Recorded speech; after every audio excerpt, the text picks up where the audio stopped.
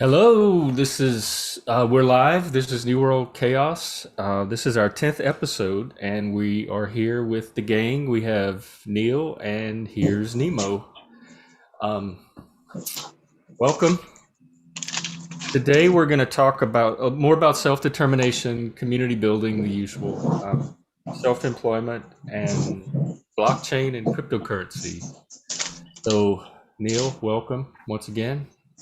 Thank you. We're turning Nemo, into a bit of a regular, and I'm enjoying it. you're So basically I our appreciate the third. I mean, space. it's the Neil and Jeff and Nemo and Neil. Yep. I mean, hey, that works. It's, we need to convince Jennifer Friend to be our fourth person so that we have enough diversity and inclusion. Well, we did we wanted a community and it's forming. So it's Mm-hmm. started with you and I, and with Neil and Jennifer and other wonderful guests that join us and hop on and hang out on the back porch, and it's happening. So yeah. Cheers to that. Yeah, it's actually happening. It seems like for me and Jeff, it does seem very slow, but now that it's gone on long enough, I am starting to get a sense of people's patterns and their timing. And I really think the main thing that as people are grappling with and struggling with is chaos, in the sense of I think people have a hard time forming routines and schedules, especially when things are really ambiguous and they don't even know what to do or how to respond to something. They don't even know where to start. So I do get that vibe a lot, but I think we're discovering some really cool things that we can do to make life really good and awesome and self-determined, something we could share together. And that's probably one of the reasons why we connect with Neil so well. The three of us, we have things that we can really share in our hero's journey, you could say. It does take Well, time as well for these types of things to grow. It's experimental, which is really exciting, and I think the more we work together, the clearer the purpose becomes, and that clarity can give people a sense of whether it's what would be good for them or not. So I think it just over time we'd expect to see shifts and changes and growth. It's a fun journey. And what's this, episode number 10? So you're only like 10 weeks in, right? 10 weeks. Yeah, that is wild. Which that does seem long now that I look back on it. It seems short when it feels like no time at all has passed. But when I look back, that's over 2 months we've been doing this. Time flies when you're flipping the bird and sticking it to the man. The burgers. I love the phrase flip the bird because I literally imagine myself like grabbing a chicken and turning it upside down, and I'm like, yeah, take that. That's my I rebellion. always think of, maybe I can't do that on YouTube. I always think of the bird Mm-hmm. until Yeah. just now. Now I'm gonna think of a chicken. I'll get a chicken that'll be our mascot, and whenever there's like a good moment of rebelliousness, I'll just turn the chicken upside down. That poor chicken. That would make a great mascot, because growing up they had that Atari game where you had to get the chicken across the road and you have to dodge in and out all the cars, and that's what the New World Chaos feels like right now.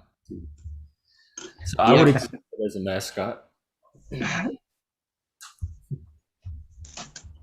Yeah, it does feel very chaotic too, even just forming schedules. And it certainly doesn't help that our little world is international. So then we have to figure out time zone stuff with Neil, but Uh, it seems like I think it. it's mostly across there's people all over America. That seems to be this is popping, like people pop up from like everywhere. I could have a little map of the United States and be like, yep, I've met people here, here, here, and here, and here. And then the other country that seems to be most prominent for people I meet and where they're from is the UK. UK and Canada for me too. The back porch has had multiple states, like about 20 states. We've had Canada, the UK, we've had Australia. I'm not sure we've had South Africa yet. But yeah, we're. I mean, my ambition is to be global. Why not? The technology Yeah. supports it. And we should probably Yeah. mention today's episode is going to be a little shorter. We're going to go for about an hour, and then at 1:30, we're going to go over to the back porch in a breakout room, and Neil is going to give a presentation on blockchain. So Mhm. everyone's invited to that too, and that'll be part of the audience participation part for today. So Yeah. if you have questions about blockchain, cryptocurrency, if there's anything you want to learn, um, self-employment, the usual, social justice, self-determination, just type them in the comments and we can address them over the hour. And as usual, you can email us at jeffandnemo@gmail.com if you have questions or comments or want the link to the Zoom. Yeah. Yeah. Otherwise, when we move to the back porch and about an hour from now, there's going to be that Zoom link we share that a bunch of places. So if you wanted that Zoom link, all of our groups on Discord, that's a way to interact with us, or just message in the chat or post a comment now, and we can find a way to communicate the back porch Zoom link to you. But that's the thing, is we're trying to get organized, and I've noticed that when I share things with people, say in Counterweight, and now in our Discord group that we've called Critical Crossroads, it's just like a group that kind of connects all these different groups. It's like, for a while, it seemed like people were getting confused about what was which. So that's certainly a thing. We've got the point, though, is for anybody listening, especially if you're new, that even though to me and to like Jeff, it kind of feels like things are going slow, if from the outside, it's probably changing really fast, especially if you look at from a big picture perspective. I think that is definitely a renaissance, kind of a shift. And like when I've paid attention to people that are really into social justice, a lot of their actions in the last like couple of years seem to be very zealous, like as they're zealots, almost like it's self-protective. Like they know that it's almost like they know that they've lost grip on the mainstream.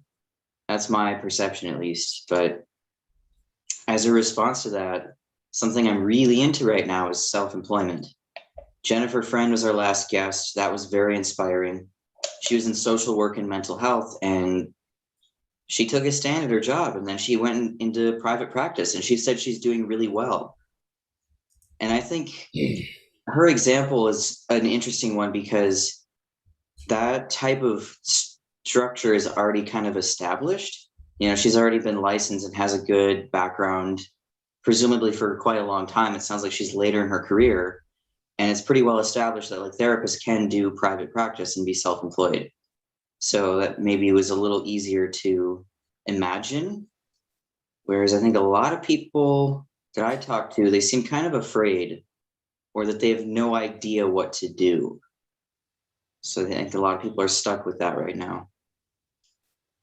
I think that's quite understandable. That most of us in the last 20 or 30 years have been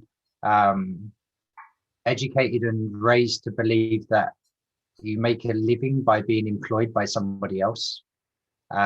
Certainly the sort of school and college system lends to that sort of career building. It can be quite narrow in the scope of what you're taught and sort of taught to specialize.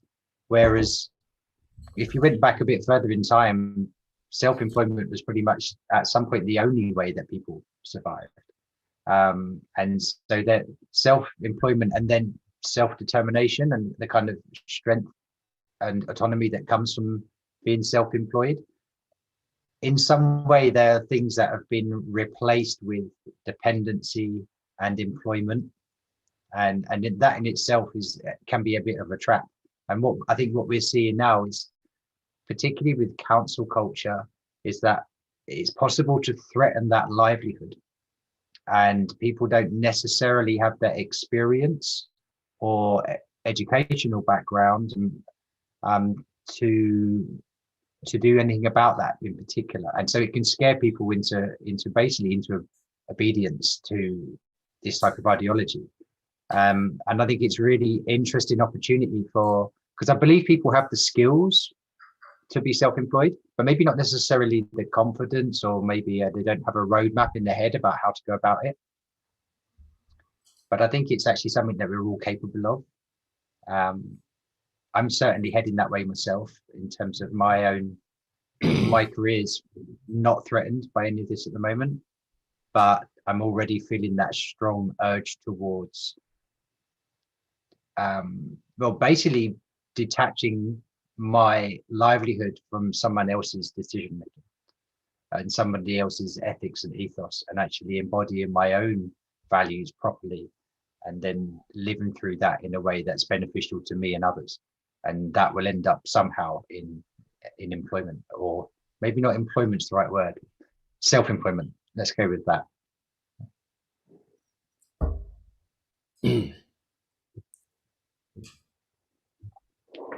Yeah.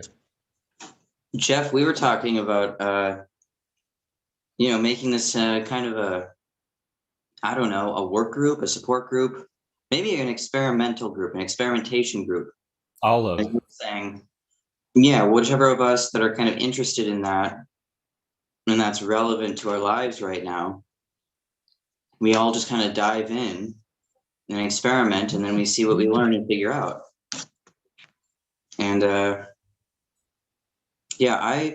I'm certainly experimenting right now with offering kind of creative based lessons more broadly than just like say music.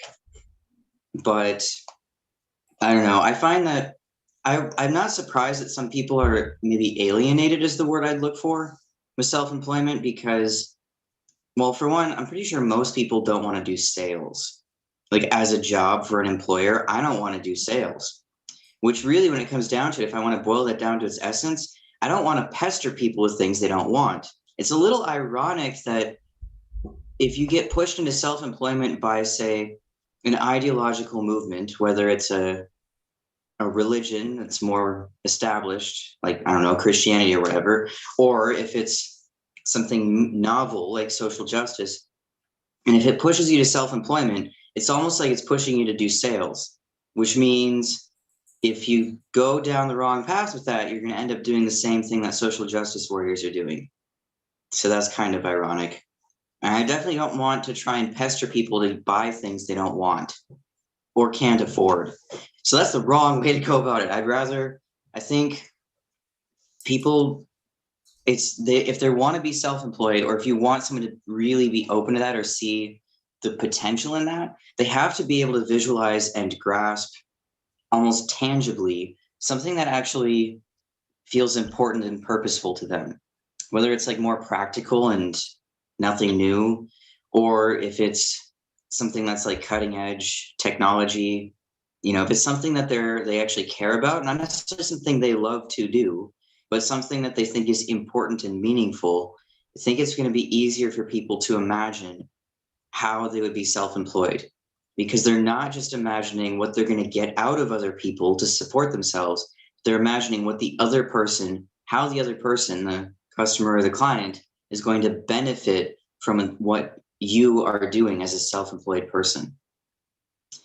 So I think like that. There's a whole gig economy, isn't there? What?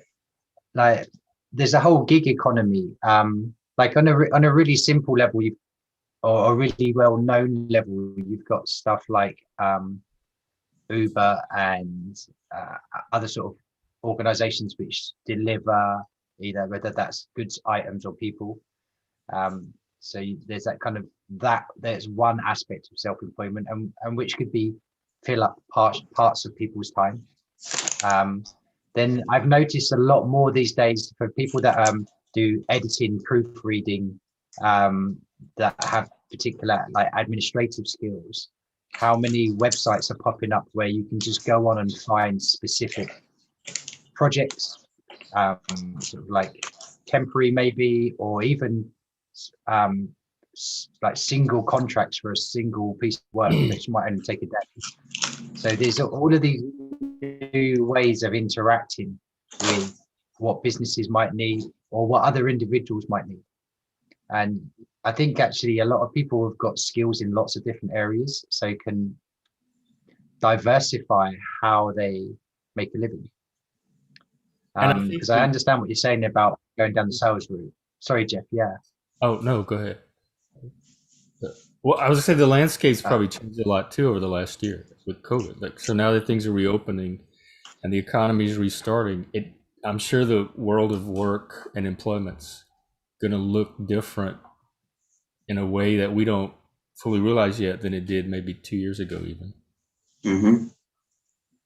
I almost thought of trying to yeah, start a business where I just go around and tell employers all the dumb things they're doing that a lot of people hate and all the good things they should be doing. Like literally, if I could focus on just one thing and be a hyper specialist with that, employment consultant, I would just go around to businesses, corporations, whatever, nonprofits, everybody that's offering jobs and say, drop 1 day a week. If you're going full time, I'd probably take one look at the positions and say, your employees will be much more productive and happier and more satisfied with their life balance if you dropped 1 day and went down to 32 hours a week.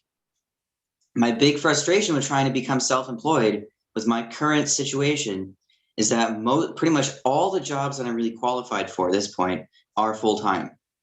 And so I'd have to work full-time and spend like 30 hours a week trying to become self-employed and like building that up when I don't need full-time hours.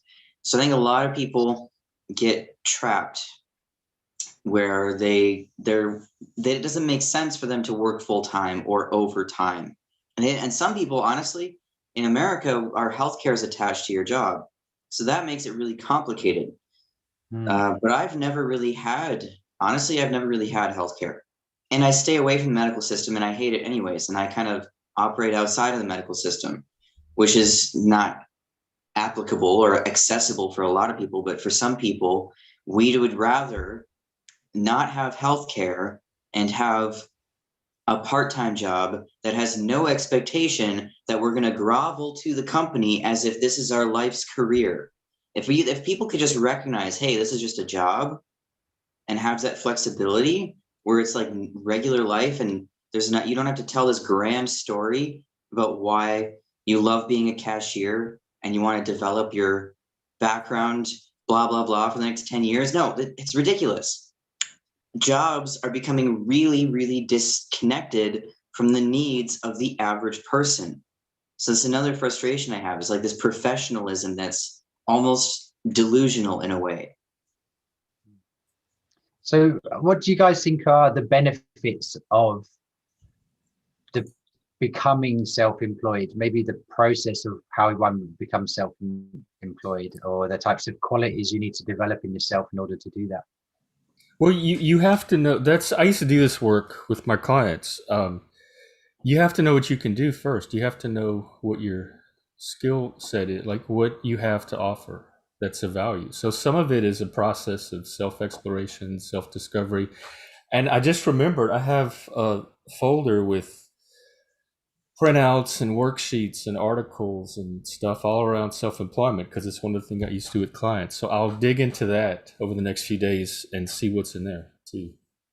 But so there's definitely an internal process too. And then there's the technical process of, okay, now I figured out what I want to do. How do I execute that? And there's plenty of resources out there for that. There's small business resources. Seattle has something called SCORE, or I think might even be national. It's a nonprofit that helps people start businesses. So once you're at that stage, there's a ton of resources and assistance you can get with executing your vision or your plan, whatever you've turned up through the discovery process.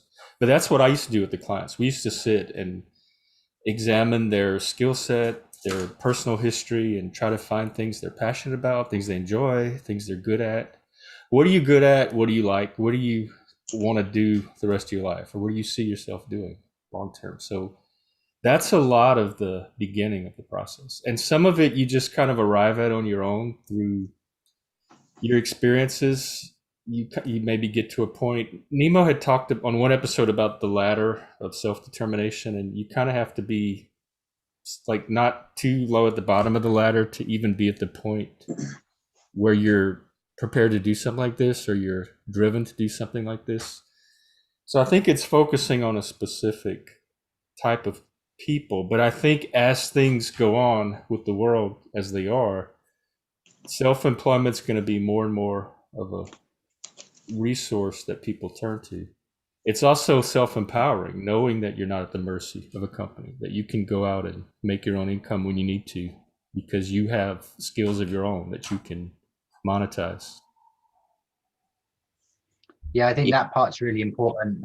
I've certainly been going through that process of like learning about myself enough to know what I'd like to do, but also gaining the confidence to do it.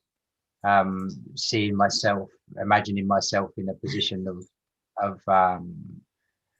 being more self-determined and more autonomous in how I work and what I might be able to share with people. And I really liked what you said earlier, Nemo, about sort of discovering what it is that you have that other people would benefit from or value. And because that for me has been the major turning point in confidence, is actually discovering those qualities rather than thinking, what can I get and what do I need to give up to get it? Just actually discovering, what do I have and what will other people value about that? And it was hard work, like emotionally very hard work, I'd say.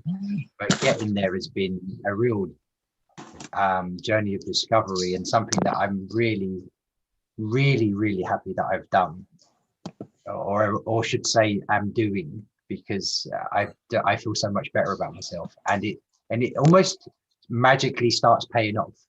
Like it a lot of the questions about how to go about it sort of start to answer themselves once you find that energy from inside of yourself. It kind of lends its, and I just was thinking actually when we was talking about how self-employment for many people might initially sound like you alone doing something just by yourself.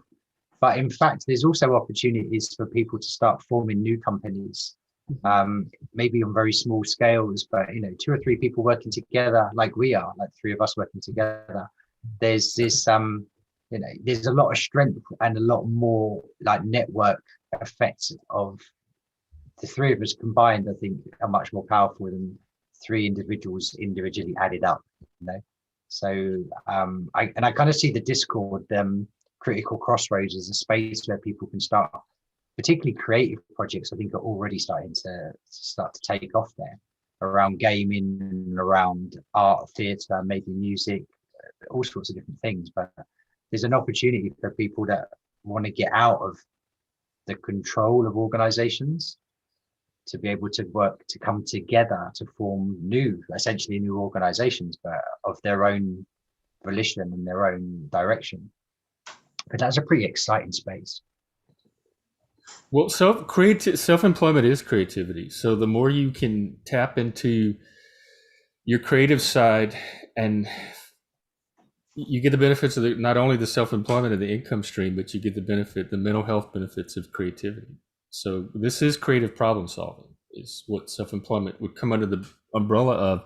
And I think that this community that we're forming can be part of that support and for that psychological process. And like you said, Neil, for building confidence and for helping each other. It's not something you're in alone. It's not, I'm leaving my job, or I'm feeling pushed out or marginalized from my job.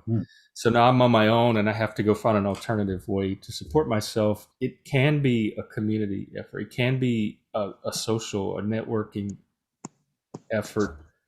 And so I think that this community I think there's a role for us as we form this community in helping each other build stuff like that, or get to the point psychologically to be able to do it for ourselves.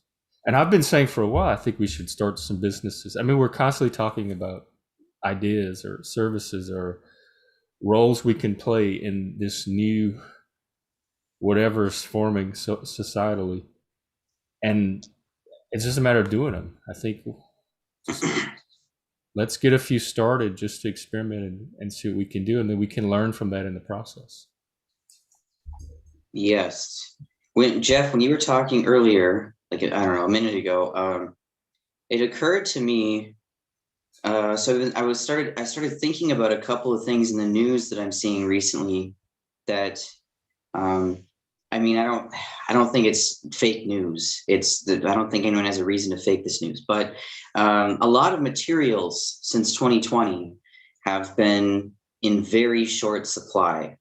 And I was thinking, if we're talking about self-employment and, what can you offer that's going to be useful to someone that they'd actually want, I believe I'm correct in my understanding that van life and van living and living and traveling in RVs has exponentially grown in the last like 15 or 20 years, and it's not really often referenced, and in the last couple of years it's really grown. And I think as a response to the events of 2020, it's exploded. And it's partially a response to the housing crisis. It's partially a response to people that want to explore other areas and get away from their home area that they feel is trapping them, especially say if it's hyper political or if it's really into social justice. But a lot of the materials to build camper vans or fix them up, especially the interiors, that's like the house stuff, not necessarily the car aspects. A lot of those materials are in incredibly short supply. So it occurred to me, we're in a weird situation that I think is affording us a lot of opportunities that the average person doesn't ever think about.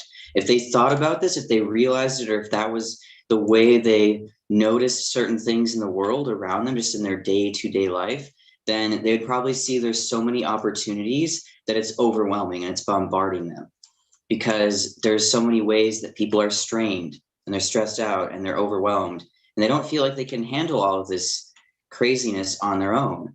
And if there are people that could recognize those areas that are really neglected and be willing to dive in and take care of that, then they would have a huge opportunity in their hands. Actually, this is like Jordan Peterson's, one of his rules in his new book. There's opportunity where responsibility is abdicated. Abdicated, I think, as in rejected. So if there's an area of neglect and you dive in and take responsibility, that's an opportunity. So like one of the things that seems more accessible to me for something I would want to do is rent out camper vans, but not in a way that it's a vehicle and it's for travel, but more as if it's housing, because I don't see really anybody doing that. And it's also in really short supply. So, I mean, just as an example, but there's all these areas that are neglected and things are falling apart and people are desperately needed. But it seems like a lot of people aren't, it's like they're distracted by politics and academia and things that aren't even tangible. I think there is an element. Go ahead.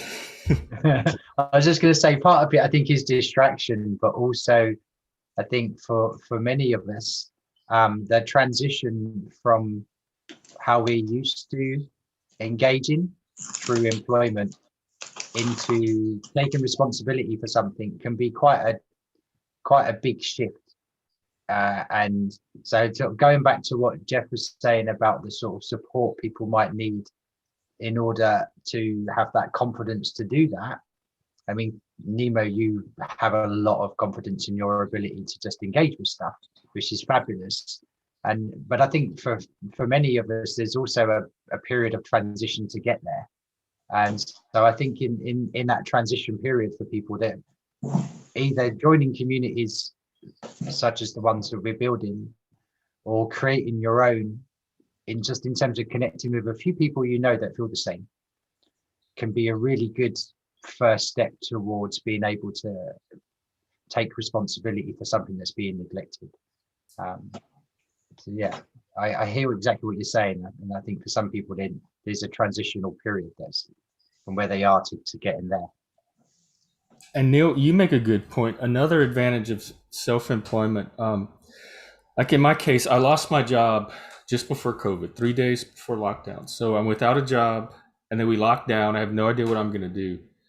So I started doing the same work, the peer support in the groups online through Zoom, just because I wasn't getting paid for anything. But I discovered I do better work on my own when I'm in charge of and I'm in control of the work that I deliver than when I'm working for an employer. So it's also a chance to kind of actualize your own potential or maximize the work you're able to do or what you're able to deliver on your own terms rather than if my employer was holding me back. Like I didn't realize it at the time.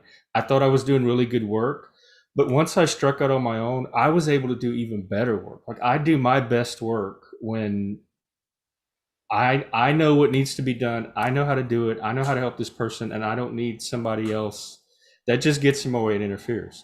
So self-employment is also a way to potentially deliver superior product or superior work than you might under an employer without and not even realize it.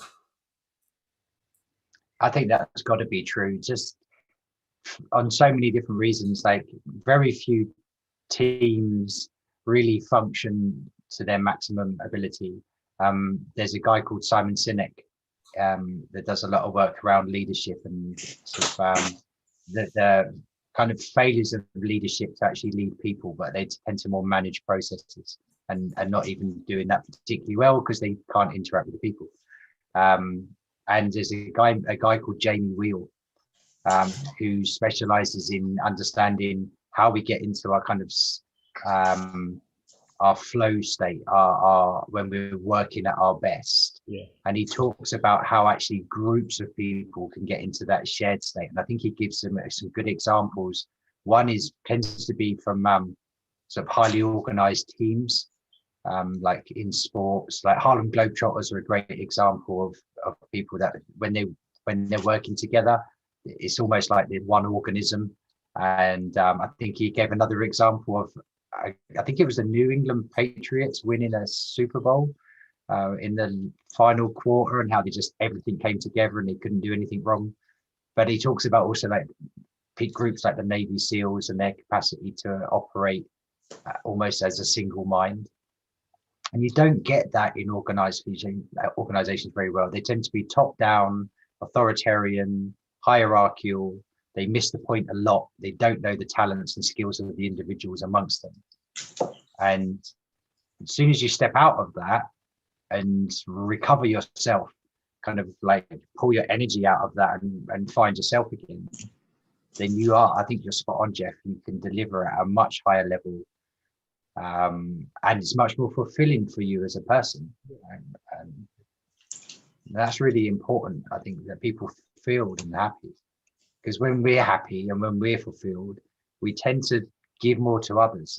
And I think the world needs more of that at the moment. It needs more healthy connection. And you need to connect healthily to yourself before you connect healthily with others, or at least it helps a lot, I think. I just had a moment where something clicked in my brain as Neil was speaking about that and the way you're describing it and the wonderful utopia I was imagining as you were talking. I honestly think that if self-employment, if I'm looking at the core of what it would actually be, was actually community employment, like direct community employment that is not really hierarchical. So what I mean by this is like, okay, so let's say you live in a small town or you move to a small town, you kind of leave your old life behind or whatever, you had a job in a city. And, in big cities, when people go out in public, they're just a blob of strangers and they just pass right by each other. And there's no real community. There's all these little chaotic bubbles that are considered communities, but thanks to, say, planes, trains, cars, everyone's communities are just chaotically spread out in these nonsensical ways, and it changes constantly, and it's like it doesn't have roots. So imagine if you move to like a small community where there really aren't any jobs in the same way that you're used to, like big buildings in a downtown area, and you're kind of a fish out of water. Well, you could just have some pet chickens just for the fun of it, and they pop out eggs regularly, and you could just start selling eggs to your neighbors. Like if you have relationships, the network, the web of those relationships is what creates the self-employment. It's like I have a hunch that one of the reasons people have a hard time understanding it is that it's really intangible to them, that they're looking at their lack of community. They don't really talk to their neighbors. Even when I've made efforts to talk to neighbors or whatever, when I move new places, nothing ever sticks. There's no like, people don't, there's the sense of the regulars where everybody knows each other and meets routinely and has a sense of each other's lives. And it's like you're all part of the same story. That sensation is rare. Even for me, a person that's tried really hard to make friendships last. It's like if you're trying to be self-employed and you don't really talk to anybody, or you're isolated, or your relationships are constantly falling apart, then your imagining of the self-employment is going to be mapped to that chaotic, unstable state. That's like the parallel I'm drawing here. I think it's really true that particularly in cities, how we make a living is disconnected from who we socialize with. So when you was describing sort of those places where people are kind of together, my first thoughts were like bars, clubs, not like nightclubs, but also maybe sports clubs or clubs based around interests. And that the strongest sense of community you tend to have in a city or a big town is when hanging out with your friends. But you may not be economically connected. Whereas in a smaller community, you are almost inevitably economically connected to the others in that community, because that's how the community functions and how you survive, but also because you're socially connected due to the scale. And there's something about small scales which make it almost inevitable for the possibility of becoming socially and economically connected to that community. And it takes a little bit of self-responsibility to engage and to step up to it. It's, you know, it's also easy to get kind of bored and isolated in a small community. But if you actually step into it and take some self-responsibility around that, then you can really engage, and opportunities present themselves a lot more easily. Like you say, whether it's back to chickens and eggs, or whether it's because you've got mechanical skills and then mechanics needed, or you can build something, or you can teach, or you can help people discover themselves, like the work Jeff does. You know, there's little communities need all of these bits and pieces, right? And the arts, creativity, singing, then don't leave those out, because those get left out a lot. Speaking of economy, you're giving the in a few minutes, actually, you're going to give the presentation on cryptocurrency and blockchain.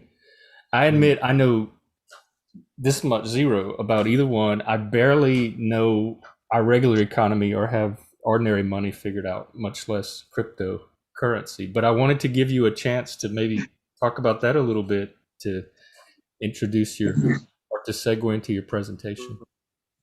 Well, I mean, the model of going from a city to a small town is a really good one, because it's the model of going from centralized to decentralized. And the same with the employment. Working for a big organization or even a medium-sized organization, it's centralized power, centralized decision making, and the individual kind of just melts in as they walk through the front door and then dissolves back out into reality as they leave at the end of the day. And then the model of self-determined, autonomous self-employment, or small groups, small organizations, or small communities, is a decentralized model where everyone has a much stronger, clearer position and a clearer offering, which is networked together through relationships. And essentially, that's what blockchain does for information, value, and can underpin almost any sort of small or large business, including creativity. And the way it does that is it takes away the centralized power and the centralized decision making and shares that out across a network of people, a network of actors. And then the decision making is made by almost like voting. Well, in fact, voting is a part of how blockchain works. You get to decide on how this particular tool or this particular business model will function. And we'll go into that in a little bit of detail in the session after.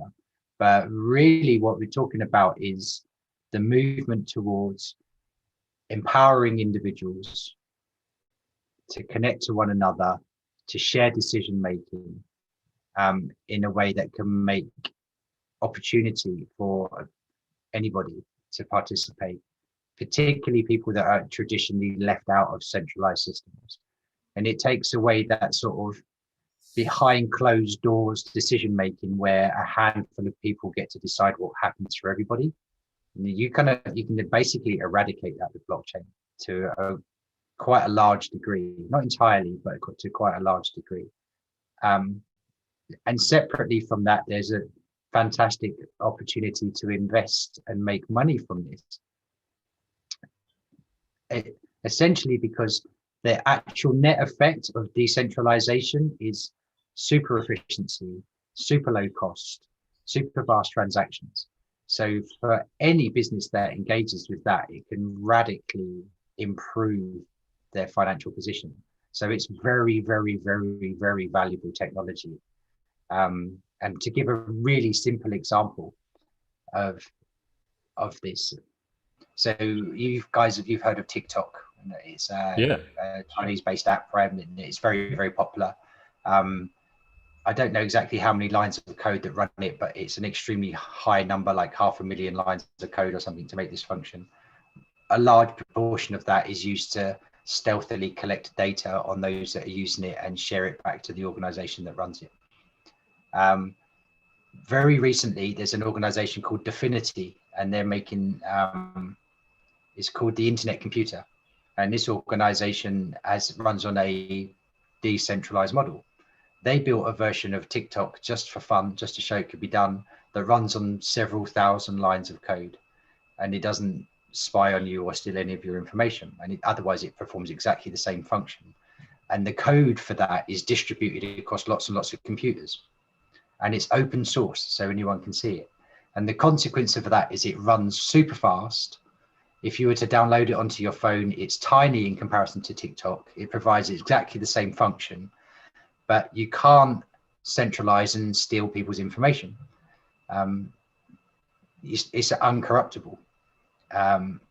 You can't use these decentralized models in the way that like Facebook uses to censor things, because you can't censor tens of thousands of computers that are connected through the internet where the owners don't even know each other. There's no way to get consensus in that situation. So that's just a simple model of what can be done. When you start applying that to ideas such as currency, so for example, Joe Biden's given out $6 trillion in the past 5 or 6 months to the American economy, and the consequence of that is increasing inflation, which means that your money is now worth less than it was. Well, that undermines jobs, right? That undermines the work we do and the value we provide, in a way that keeps people in debt and then increasingly more dependent upon their jobs and upon the state, which puts you also in a position of being easier to control, because debt is a great controlling mechanism. It creates fear and uncertainty. And in response to fear and uncertainty, you tend to keep your head lower and try to get on with things, not upset, don't rock the boat. So that's how a centralized economy functions, and has done, particularly in America since 1971, when your economy or the world economy was really uncabled from gold and cabled to the dollar. And from then onwards, you can just inflate and inflate and inflate. You can just print money willy-nilly. And the consequence of that is increased debt and decreased value. So then it comes along something like Bitcoin, which offers a currency which cannot be inflated. It has a completely finite source. There's only ever going to be 21 million Bitcoins and never a Bitcoin more.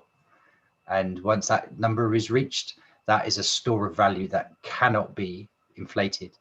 So then you get deflation, and deflation actually ends up in lower prices, Lower prices means people can afford things more and work less. That helps solve employment problems as well. Because if you only have, earlier, Nemo, you were saying about doing a 4-day week. Well, in an economy with deflation, that becomes increasingly easier, and jobs can be shared out amongst much larger groups of people. So your unemployment starts to vanish. People have more money, things cost less, the deflation disappears, employment gets broader, everyone benefits, which is why you'll see in the news a lot at the moment in particular, Bitcoin's bad. And most people that are saying that are those that are benefiting for how things currently are.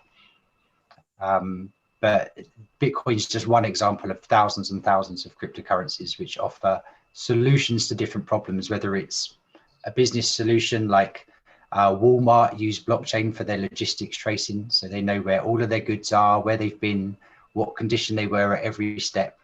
Eliminates insurance and investigation issues, lowers costs. Or you can produce art and music and distribute it to millions of people through these systems where it reaches all of those that wouldn't otherwise have access. So it starts to provide access to all as well. So that was a bit of a rant, wasn't it? Yeah. That was great though. That is an excellent cryptocurrency 101. And what I really like about it, if I'm going to tack on a couple of things at the end there to emphasize, is that it's absolutely a global market in a way that we haven't seen before. Like cryptocurrency to me is the currency of the internet. So we're connected immediately across the world because of technology. We can do all of these things that before cryptocurrency or the internet, we really couldn't do because travel is time consuming, expensive, challenging, exhausting. And so being able to, it's like literally creating the matrix. We're creating a whole new world that is superimposed on the physical world. And now in that whole new world, we can exchange goods and services with each other. And cryptocurrency helps with that substantially. I've done a lot of international, well, maybe not a lot, but a decent amount of international trade and purchases. And it's so much easier through cryptocurrency. It's a huge hassle to deal with major financial institutions across countries because they are so tied in with the government. And it's a huge entangled mess. And eventually you're going to deal with the government too. So that those things, it's like the modern predators, do you want to call it that, the modern barriers that we face and predators and challenges and crises are not lions, tigers, and bears, oh my, it's the authoritarians, it's red tape, it's like bureaucracy. It's literally like we are more likely to be mice that are lost in this maze of red tape and then just die before you find the cheese, as opposed to facing a predator immediately right now that you can actually do something about. Yeah. And so any solutions that allow us to escape that red tape are remarkably profound and should not be taken lightly. No, I'll give you a really lovely example of the power of this type of stuff. So in Indonesia, it's quite hard to get a bank account, partly because of corrupt systems, government and banking, and it's difficult to get ID. But it's pretty easy to get a mobile phone. So about 3 times as many people own a mobile phone as they do own bank accounts. That kept all of those people outside of the economy. So the living subsistence, hand-to-mouth living is more common. But through a combination of blockchain, cryptocurrency, and a mobile phone, you can now be a farmer in Indonesia that previously couldn't be insured either because the insurance system is too corrupt. You can now be insured by someone in the United States, so that you can now transact your goods safely. You can get paid in cryptocurrency directly to your mobile phone. You can have a full economic activity. That means you can build wealth. You can educate your children. You can build a home. And you can do so with the same sort of reassurance that you would have in a much more modernized economy. And you don't need to interact with all the corruption and the nonsense. And this is happening across Africa now. There's at least 2 countries that have fully adopted crypto, not for their national currency, but things like their education system, mobile phone systems. Like you can now donate your spare minutes to Tanzania, and Tanzanian mobile phone users can pick up their spare minutes. And so you can help. We can help one another. We can help people all over the world. And I think that's one of the really beautiful potential things from this is the bringing in the marginalized into the fold so that people have got a chance. Because the more that people have, like the fairer the world is, the more you reduce things like war, poverty, corruption, exploitation, and you can empower people. And that's, I think, is what we're seeing the very beginning of at the moment. Really exciting times. Well, I want to see if we have any questions or comments from the viewers, and then we have just a few minutes left. We can start wrapping up and heading over to the back porch. I can't wait to hear the presentation myself. Yeah, we really got into the philosophical stuff today, and economics. It's all about people's relationships with resources, and really to an extent each other. It's about behavior. I think more people should pay attention to economics, especially if you're into psychology or permaculture. It's a weird disconnect when people are really into environmental stuff, caring for the environment, and like antagonized by economics as if there's something evil about it. That's a strange phenomenon to me, because economics and ecosystems to me represent each other. Tomato, tomato, it's all interconnected.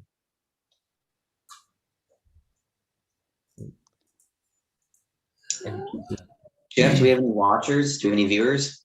We had 2 today, most of the episode. So hello, into the board. I can't see anybody. Normally we would invite you on, but since we're going to do this presentation today, we're just going to shift everything over to the back porch, and you can interact with Neil and Nemo and I there, and anyone else that shows up. Well, Neil, do you have any last words or last minute thoughts you want to get out before we... I guess wrapping it all up from where we started is in my career, I started off in finance. And then I went into international development, and I went and lived in China for a long time.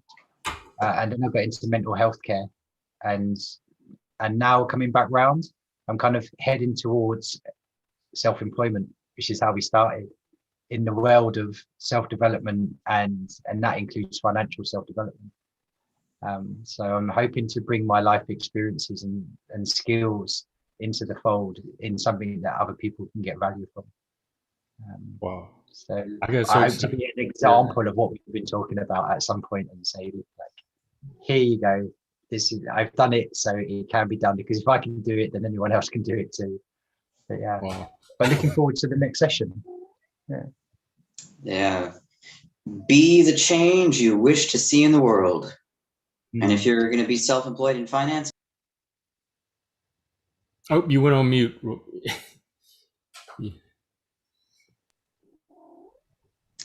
Poor time someone's trying to call me.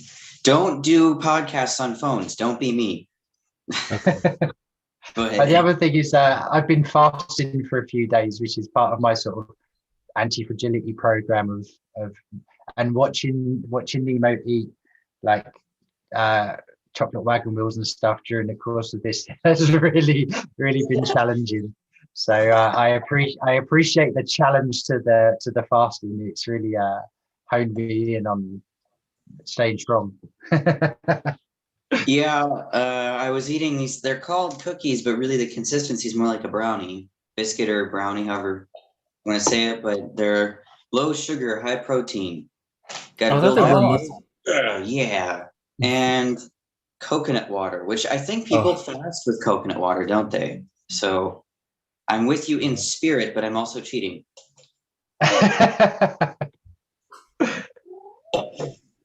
I worked today for the first part of the day. I biked home and I literally immediately hopped into the podcast. So nobody get mad at me for eating on my own podcast, okay? Not at all.